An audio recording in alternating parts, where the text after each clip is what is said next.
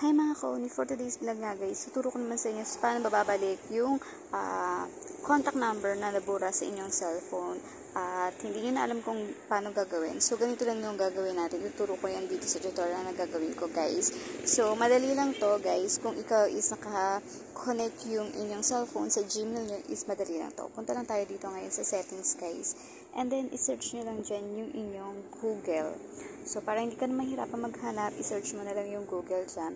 And then, kapag lumabas na yung Google dyan, i-click mo lang guys. And then, hanapin mo yung all service. Kapag nandyan ka, pindutin mo yan. And then, scroll ka lang pataas guys. Ayan. Hanapin mo yung restore number.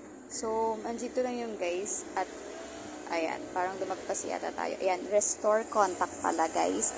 At i-click mo lang yan. So, dyan guys, is kapag ni-restore mo dyan, is babalik lahat yung nabura na contact number nyo dyan sa cellphone nyo. O, diba? Sobrang dali lang guys. Basta nakakonect lang po yan sa Gmail nyo, is makikita nyo ulit yung mga nabura or babalik nyo yung mga naburang number. So, ganun lang guys ang gawin nyo. Yun lang guys. Thank you for watching.